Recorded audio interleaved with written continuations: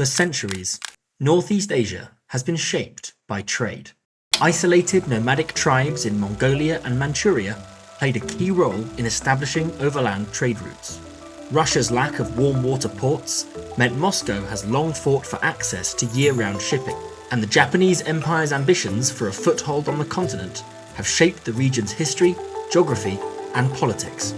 At the crossroads of China, Russia, and Korea lies Rajin, a city built on this centuries-old legacy.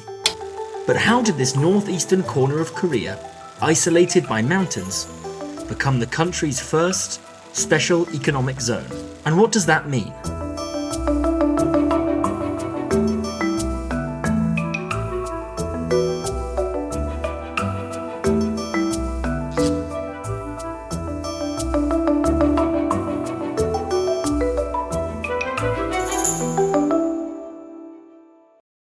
This video wouldn't be possible without support from Patreon. Consider joining to help support DPRK Explained and future projects on the DPRK.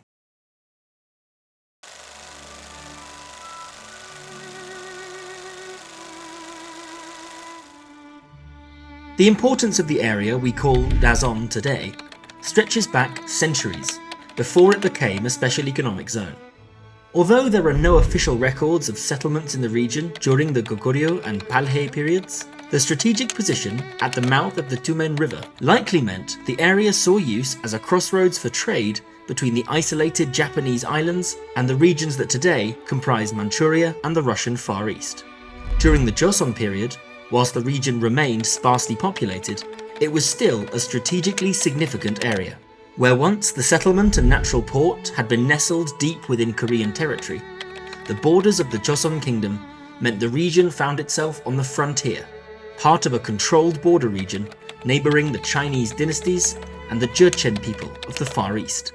The Joseon period brings about the first official mentions of two settlements near the coast in the region: the natural port of Rajin and the small nearby town of Eungi. By 1860, the Russian Empire had expanded into Northeast Asia, founding nearby Vladivostok. The natural harbour at Rajin attracted Russian interest as a potential warm water alternative to Vladivostok, which was susceptible to freezing over in the winter. With the completion of the Trans-Siberian Railway in 1903, connecting Vladivostok to European Russia, this isolated corner of Korea became even more significant. Rajin was eyed as a potential base for expanding Korean-Russian trade, whilst nearby Eungi developed into a military and trade checkpoint and fortified border town between the Korean northeast and Russia's Primorsky Krai region. This Russo-Korean cooperation would not last long, however. With the Russo-Japanese War of 1904 and the annexation of Korea under Japanese occupation in 1910, the balance of trade and power shifted, and so too did the region around Rajin and Eungi.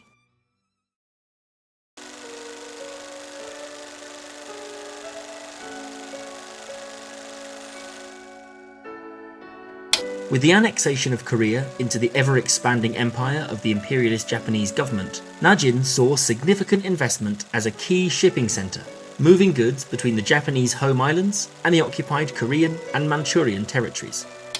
The construction of the East Manchuria Railway connected Rajin to industrial centres across China, increasing trade in the region. Rajin was notably used for the export of minerals, timber, and agricultural products plundered from the occupied territories to be moved back to Japan. The nearby garrison town of Eungi also remained important under Japan, being developed into the administrative centre overseeing the northern border and seeing investment in light industry and fishing. Small factories and logistical hubs were built to support the increased trade brought in by the port at Rajin. '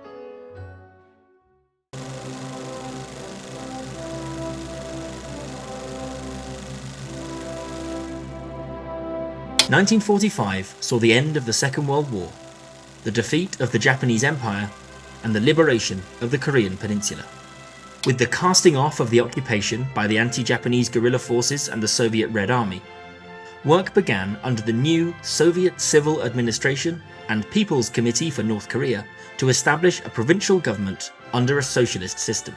Infrastructure across the country was nationalised, and work began to integrate the country's disparate economies, which had previously worked to serve the Japanese war economy, into a new nationwide socialist economy.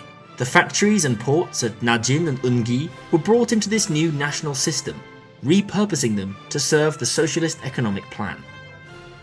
The area once again became an important gateway for Russo-Korean partnerships, with the Allied Soviet Union investing to develop the area in support of their Far East operations as the newly liberated Korea prepared to formally establish independence in 1948 as the Democratic People's Republic of Korea.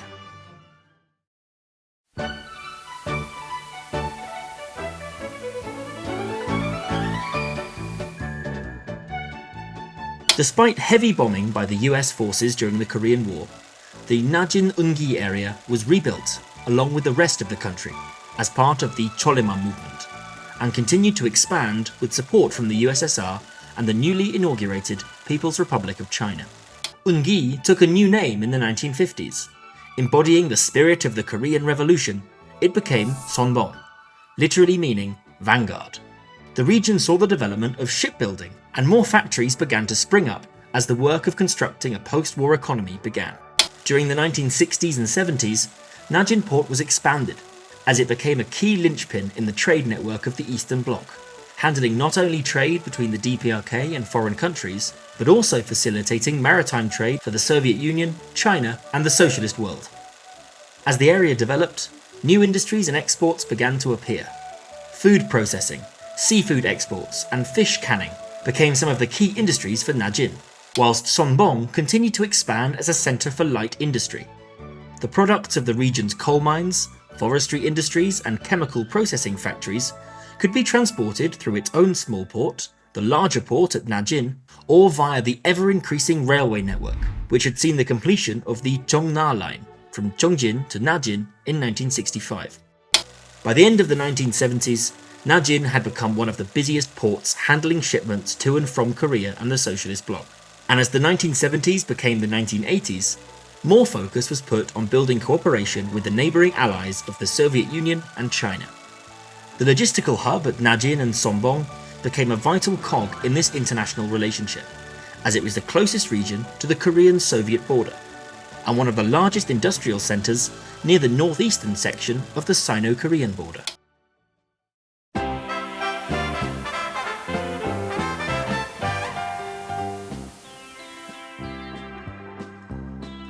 1991 brought with it the decline and eventual fall of the Soviet Union. The Rajin Sonbong region was the only part of the DPRK which would border the newly independent Russia, and so grew a need to promote economic cooperation and trade with foreign countries, especially Russia and China. The solution? Formally separate Rajin and Sonbong from the surrounding province of North Hamgyong to create the Rajin Sonbong Special Economic Zone, or SEZ. The two names, Rajin and Sonbong, were latterly merged as the entire region became known as Rason, with Rajin and Sonbong becoming the two constituent guyok, or districts. The development of the Rason SEZ was aimed at utilising external economic engagement to strengthen the country's self-reliance, part of a broader effort to boost the national economy by making use of its geographical position near major international trade routes. The project was a mechanism to support the long-term goals of the socialist economy, whilst also working alongside Russia, China, and foreign counterparts to enhance regional industry and develop new infrastructure. The policies of the SEZ encouraged foreign investment, with companies from China, Russia, and Southeast Asia showing interest in setting up in the region. Customs duties were waived for goods imported and exported through Rason. Modernised port facilities and improved road and rail access made the area easy to access for foreign businesses, and joint ventures were created between the DPRK and foreign companies. This worked both for foreign groups who were able to make use of the port at Rajin and develop industry in the area, whilst it worked for the DPRK as a way to encourage international economic cooperation and use the benefits to continue socialist economic construction across the rest of the country. These developments had increased since the 1990s and well into the 21st century, with new developments at the port and in the infrastructure network around Rason. The Chinese signed a 10-year lease for parts of the port in Rajin in 2009, supporting trade from its northeastern provinces by building new cargo terminals in the city. In 2008, Russia began investing in the Rajin-Kasan rail link, which connected Rason with Vladivostok, and beginning plans to invest more heavily in the port at Rajin, allowing it to handle bulk shipments. In 2014, the Russian government invested in refurbishing Rajin port and linking it directly to the railway, whilst the new joint Sino-Korean bridge building project between Rason and Hunchun was begun, allowing improved road access into the region from China. Rason has continued to develop into the 21st century, and, at the time of writing, seems poised to be the first region of the DPRK to reopen to international tourism following 5 years of restricted travel, beginning in January 2020.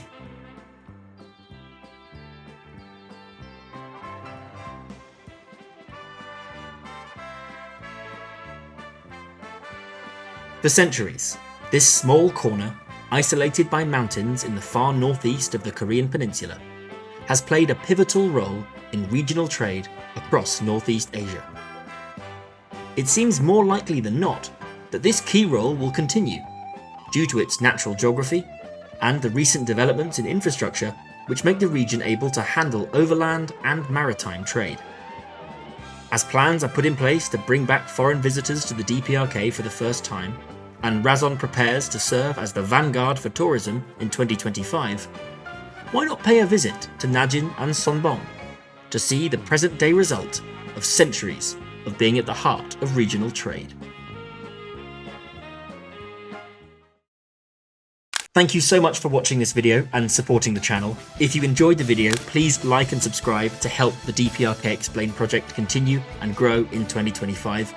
And if you'd like to support this work, check out my Patreon, linked in the description. These videos really wouldn't be possible without all of the support I get through YouTube and through Patreon, and it's really appreciated.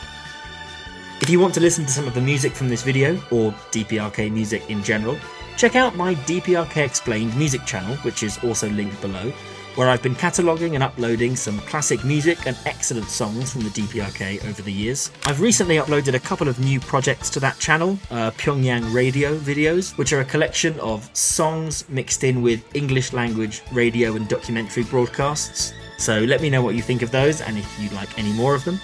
Let me know what you'd like to see next, and if you have any plans to make a trip to visit the Rason SEZ this year. Thank you so much for watching, and I'll see you in the next video.